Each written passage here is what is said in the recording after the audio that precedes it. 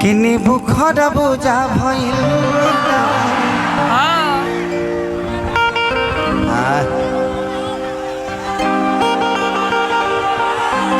Report वाले खिदरोगा जी मामला चोली चोरी के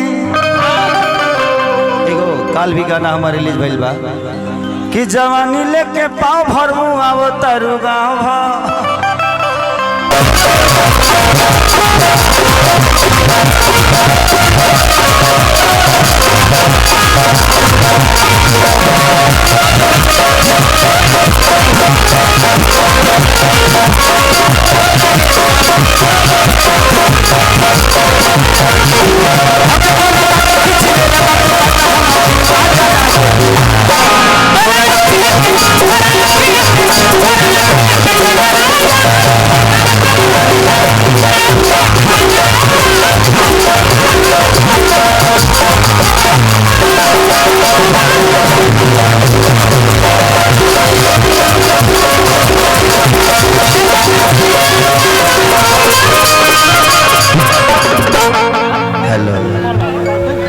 क्या नाम है आपका?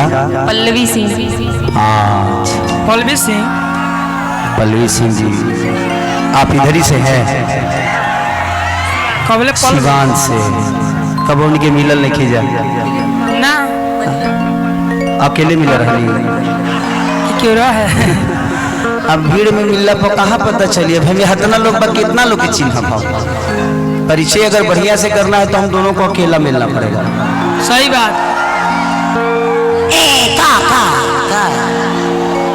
मैंने अकेले मिलने के बाद एक को काम होला ना वही जानबे कर और भी तो काम होला कि ना होला। अकेले मिलने के बाद ही हमारे लिए हम ही कर ले नंबर एक दूसरे से बतिया जाए ना मैंने बतियाते ना कुछ होला। मान के चलिए हमारा प्रोग्राम है हम ही का प्रोग्राम में जाए तो बतियाने से होता है। अच्छी है आप बहुत अच्छा बहुत सुंदर भगवान ने आपको फुर्सत से बनाया है। धरती पे जितना फालतू काम बा फुर्सते में होला। सही बात। मस्ती कर रहा था। आप वाकई में बहुत सुंदर है। जिसके घर जाएंगे उसके जीवन को नरक बना देंगे। मैं जितना बात कहता हूँ देखा लो यूट्यूब वाला लोग भाई तारा से बहुत डर लगता है यार। हम कुछ को आते हैं तो वायरल कैसे कर देता मरते। आज से हम 6 दिन पहले हुआ ना कि मैंने समाज में था तो हम काजल को एक चुमा ले लिए। स्टेज पे थी तो ले लिए तो पब्लिक के सामने उतने ना कर सकते हैं जी। हाँ जी। तो हम ले लिए हमारा घरे पहुंच गए वीडियो हमारा 3 दिन से दशा खराब है। 6 दिन से लापता बनी कि फिर शॉट पहले का कर से हम नहीं खींच सटल हम बहुत निमन आदमी हैं। लेकिन कोनो बात ना। तो आप डांस करती है ना तो हम आपको छू सकते हैं। क्या बात है? रिकॉर्डिंग मैंने कानावा में खाली एक गो बतिए कहले हुए हैं तहरा ले खत्म हुआ काम कर दे कि तमा तरह लोग तुलो तो वैज्ञानिकों से ऊपर हो गए हो। मैंने कुछ कान में कहती है तो सेटिंग करती है हमारे से ना। अरे अच्छा इस गाने को कर लेते हैं उसके बाद हम रिकॉर्डिंग डांस कर लेंगे। ना ना ना तुझे वो हमके मजिए हो तू रह मान के चले कि आग के लगे मोम के रहल जरूरी बना ना तो दिक्कत है हमर मोमबत्ती बुता जाई रे दादा। देखो रे कि आधी राधी रतिया हिया बुलटिया के जागा ऊपर नचियो देख जरा अरे नाच के नशा में ऊपर रतिया दिखाना दूर रतिया नहीं खाना। पल्लवी जी आपको पकड़ सकता हूँ मैं एक बार आइए ना थोड़ा सा। हाँ गले लग जा।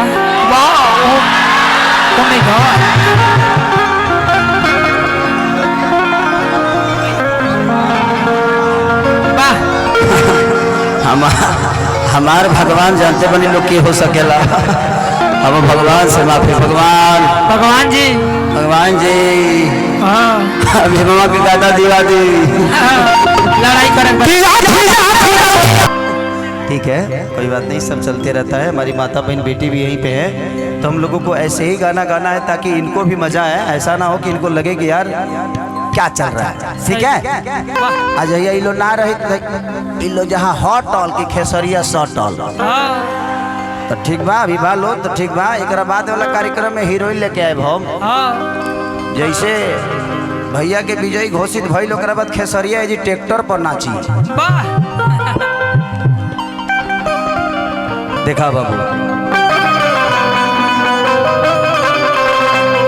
अरे कि जाए पिया जवानी हमर जराई रे कैलाना हो जराई रे कैलाना एगो नचनिए कारण तहरा लोग खाती हो। अच्छा, हमारा बुझाता कि दुनिया के आधा ना 99% मर्द बिगड़िए गई हुई है।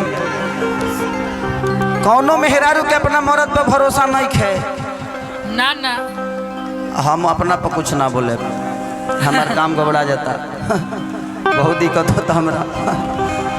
केहू ये दुनिया में ऐसा मर्द नहीं खे जो अपना मेहरारू के नजर में बहुत सही होखे। सही बात बा ना। तू भइल बड़ू नीमो ये दुनिया में हमनी के केतनो निमन क के आब जाना अपना मेहरारू के नजर में दोषिए रह जा। सही बात बा। हमार तो इंटरनेशनल सब्जेक्ट बा। हमार सब्जेक्ट तो जानते नहीं, जब हमरा वही में कमेबे वही से 2 रुपया कमेबे तो कौना कौना से दूर रहे। कबो केहू सटता कबो केहू सटता, हमहू कम छुछुनर थोड़ी हई। हमहू जब नहीं समान तो हमहू सटिए जाता नहीं। लगे क्या करे बाबू, आओ दिखाओ। अरे कि चाहे पिया जवानी हमर जराई रे कैलाना कि चढ़ली जवानी छोड़ी के रहेला दोसरा के डेरा में अनिमन बदन छोड़ी रहेला कवना फेरा में कि कहीं से बताइया भे बाबा शरीरियो राजा ही गलते गलते हो। घरे हमरा झगड़ा भइली अखिलेश जी के चलते हो।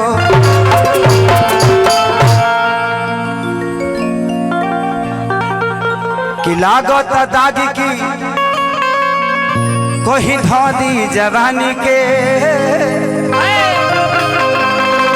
जीवन में दोबारा लेके अइली अखिलेश बाबा का जल राघवानी के। वायरल हो गई कि जहिया घरे हमरा चल जाबी तो कुछ आ जाई मुड़ी जी। हम डर नहीं खिजात कि मार दी ही छुड़ी जी। अरे कि जाए पिया जवानी हमर जराई रे कैलाना हो जराई रे कैलाना। बड़ा सोच समझ के कुछ बोले के पड़ता।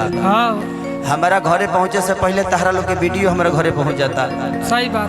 हम इतना आफत में जब से तारा लोग यूट्यूब शुरू कैले बड़ा नु तब से जीवन में बहुत खुश बनी। हम इतना खुश बनी कि हम खुशी कहीं तो केकरा से कहीं। हमार खुशी अखिलेश कश्यप जी जान रहे हैं, जो राइटर हैं 2 रुपया लिखने वाले। 2 रुपया हो 2 रुपया 2 रुपया। आहा का हो सत्येंद्र भाई, एक नंबर बिया हो गल बा होखबो न करी ना होई। तार रोहन बताओ तो कि तू ठीक आदमी नहीं खा। सफल नंबर बड़ा सफल हेड़ा लागत रहो। अरे भैया यही जीने बानी कहीं जा थोड़ी बानी। तू हमार भाई हमार जान हो मर दे के रहा। अरे कि चाहे पिया जवानी हमर जराई रे कैलाना हो जराई रे कैलाना। 1 2 3 4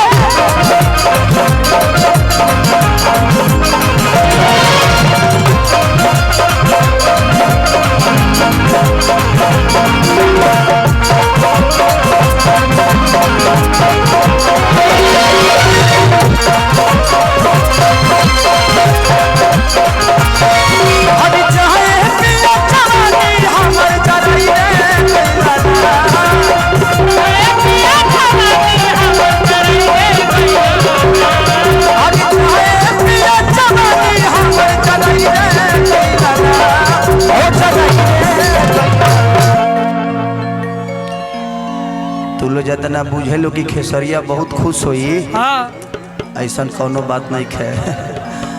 अब तू लोग पूछते बड़ो कि हम कहाँ से तकलीफ में हो खो होला। जिंदगी में मेरे लिए पूरी दुनिया हो सकती है, लेकिन मैं अपनी फैमिली के लिए पूरी दुनिया हूँ। और मुझे कभी इस बात का ग्लानि नहीं हुआ कि खेसारी लाल दुनिया के लिए स्टार हो सकता है, एक कलाकार हो सकता है, लेकिन अपने घर का ये बेटा ही है, अपने पत्नी का पति ही है, अपने बच्चों का पिता ही है। और मैं ऐसे ही रहना भी चाहता हूँ कि ताकि बाकी जीवन में तो चलते रहता है सब, केहू आई केहू जाई केहू तो रास्ता हो, जरा चढ़े के बहुत चढ़ो, जरा उतरे के बहुत उतर हो, हमारा का दिक्कत बा।